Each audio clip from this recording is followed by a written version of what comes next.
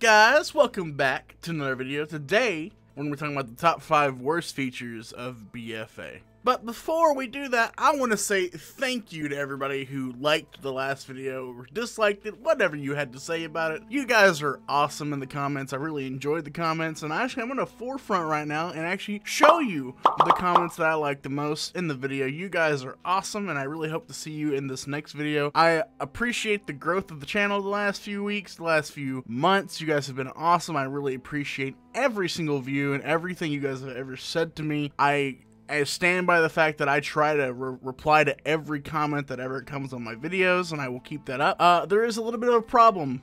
We started doing the ranking video for the melee DPS and ranged DPS, but halfway through the process, we ended up having an issue where it was almost impossible to get all the characters up and running in time, so I decided to just cut it. So right now, we are sticking to this idea of talking about the worst and best features. So this week's going to be the worst features. Next week's going to be the best features about BFA and what I'm most excited for. And then my predictions for the end boss of the expansion will happen about a week before the launch of the expansion. So if you're interested in that kind of stuff, then we'll be doing a lot more of that here pretty soon, and I look forward to seeing a lot of you here really soon. So I hope that you guys have a great day, and I hope you enjoy the video, and without further ado, let's get to it. The GCD change. One of, if not one of the biggest issues with the expansion is the GCD change. It's probably one of the most famous changes, and one of the biggest issues that people seem to talk about the most is the GCD change. And I mean, I'm one of the people who agree that the GCD change, I don't really feel like it's needed. It's just put out there for no reason. There hasn't really been given a really good explanation as to why we need a GCD change in our life. And if people who don't know, the GCD is your global cooldown. When you press just about any of your main attack abilities, the rest of them go on a short global cooldown. It's so that you can't just smack them all together and hit a whole bunch of attacks at once. It doesn't really make sense. It doesn't feel good for your main rotation to not be on the GCD, because you want to have different things coming off cooldown at different times. You don't want to hit a button, then all your stuff's off on the GCD, and then you sit there and you're stuck in a window of not being able to press anything, and that's why the GCD exists. However, some abilities having the GCD applied to it, like certain cooldowns or certain spells that were previously not, just makes it feel clunky, especially since for the last 13 some odd years we've had most of our cooldowns off the GCD. It's kind of strange that all of a sudden we'd put them like on there. I'm sure that way back in vanilla we might have had them on the GCD, but that was a different time. Most people who play classes at a competitive level, or just play classes that they enjoy the most from this expansion, are going to be a little bit off-put this next expansion when you get into the game. It's going to be something that you almost immediately understand, immediately feel that's different about your class. You might think it feels slow, it feels clunky, and all of those feelings are correct, and that's something that you should voice to Blizzard when you have the chance to hopefully maybe we can get some rectification on this issue in the future. Now, speaking of unnecessary changes, let's move on to not being able to swap your Azurite talents. Now, for the vast majority of you, you probably don't really care about this. If you play one spec on your class, you don't really dive into anything else. Maybe your content is focused mostly on just raiding. You don't really want to focus on Mythic Plus, or maybe you're just focused on Mythic Plus. Basically, if you're focused on one area of the game, this won't bother you too much. But one of the biggest issues with me for the next expansion is the Azurite gear change, to where we cannot change our talents in our Azurite gear proactively like we do talents. Your talent tree is awesome because on the fly, for the most part, except in Mythic Plus now, you can change the talents of your specialization pretty much whenever you want. It would be ridiculous to expect a raider or someone who just goes around and plays the game to stick to one talent and one talent only and never change it ever. It's kind of ridiculous. And if it's not expected of you through your talent tree, why should it be expected of you through your Azurite traits?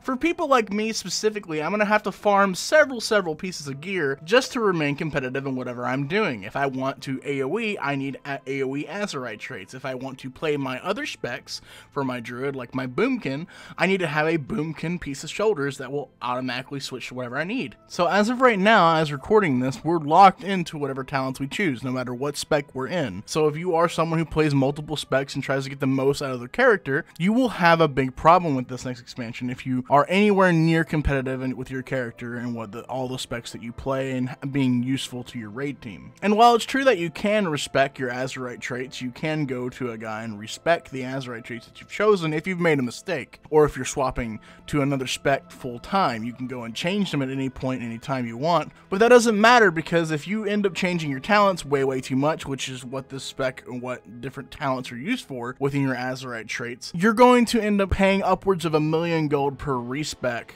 Overall, at this point with Azerite armor, we're just going to have to wait and see what happens, but for right now, I'm not looking forward to this system, and I'm hoping that they can get some changes implemented that will make this situation better for everyone involved. The loss of our artifacts, also known as an entire talent tree of useful utility and abilities, are just going to up and disappear come the next expansion, and actually come pre-patch. Look, I understand that things need to progress, and our artifacts maybe need to be disabled for the next expansion to progress the story and give us new items and things to progress with, but I do believe that we are losing an entire talent tree of abilities. We are retaining some of them, but a lot of the things that we're losing, like being able to blink and heal at the same time, and other abilities in our trees overall, it's just a quick example. Those things, losing those is going to make us all feel a little bit weaker, and I don't like that. I think that most of those things should have just been baked into the classes just straight up. I think some of these abilities should be retained. I think almost all of them should be retained, because right now, when it comes down to it, a lot of the stuff that's happening with the classes in the survivability aspects of our classes is a result of us losing our artifact traits. If we had kept most of them, Blizzard would have had a lot less issues trying to rebalance our classes, but instead they decided to gut us and then try to give us whatever we can,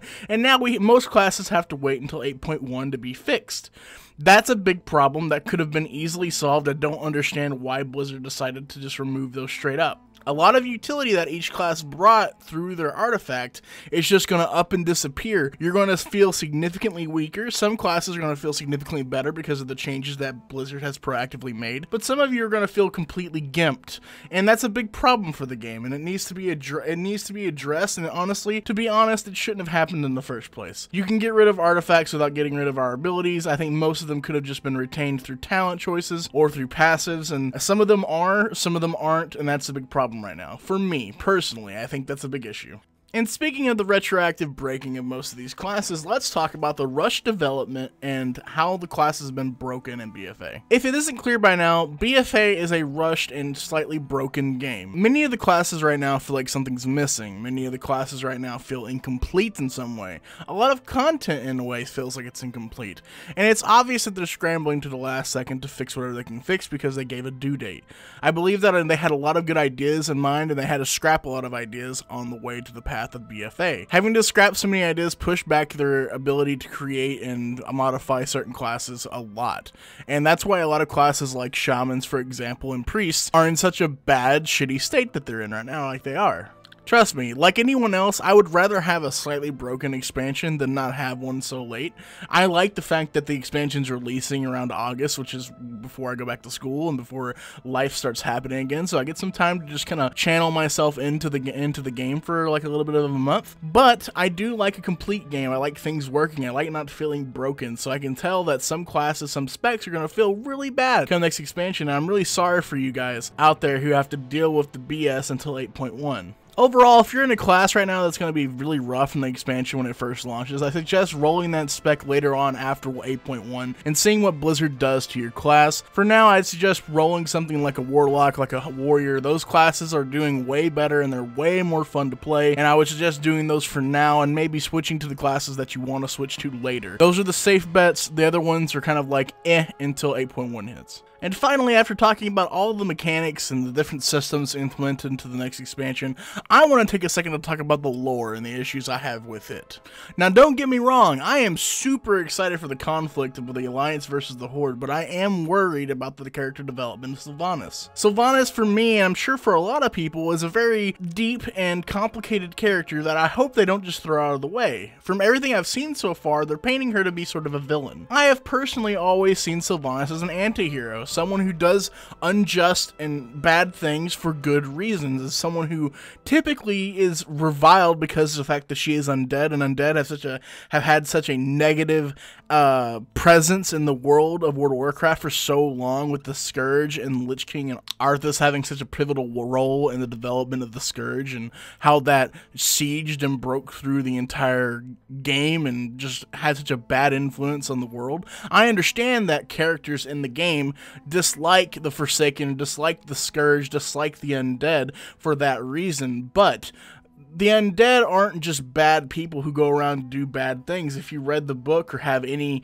sort of understanding of the Before the Storm book, you'll see that a lot of the undead are very common and very good people who just want to live and want to understand why they died, and want to understand and come to grips with their lives and their life choices, and that's really what they're all about, is just trying to stay alive and understand each other and just trying to progress their livelihood and hopefully be able to live and be near each other, because they struggle for that warmth, that comfort, and they feel very disconnected from the world because they were alive at once but now they're dead, and they feel very pushed off because everyone hates them.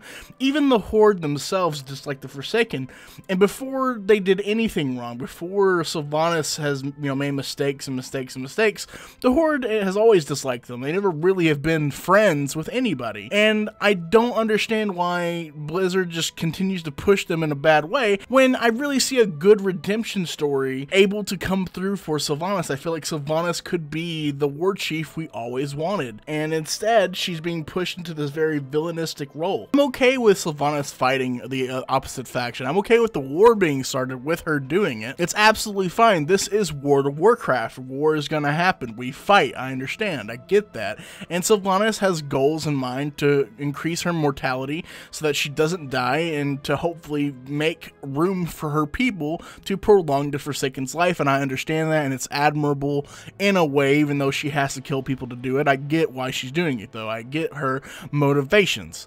But burning down the Teldrassil tree doesn't really make much sense, because her goal isn't genocide. Her goal is to have a war, kill people, revive, do her thing, prolong their lives. It's not genocide, to say. Destroying a world tree, destroying Teldrassil, destroying a home of an entire race is something I don't feel is in her character. If she does end up burning down Teldrassil, I'm going to be very upset at the start of the expansion. I will make a video on it, and I will be annoyed. But I hope that Blizzard has something secret written in, and they hope they flip this all on their head, and hopefully Sylvanas gets a redemption story of some kind, because right now it does not look like that.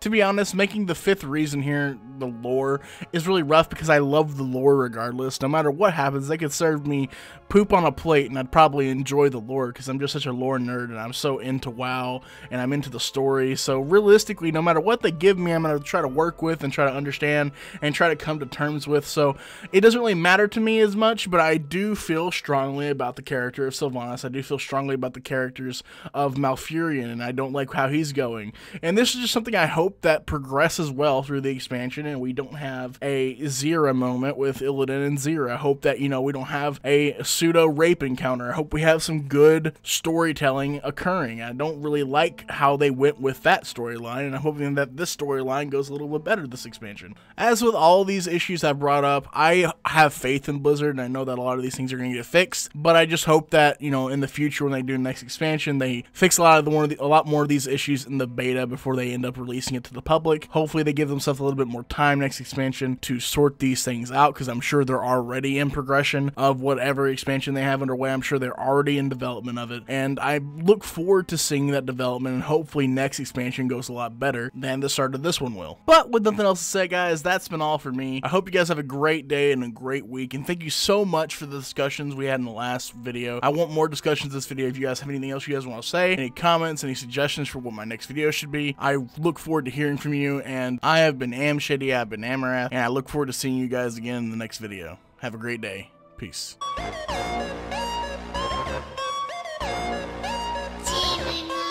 Till I die, all these lollies call me.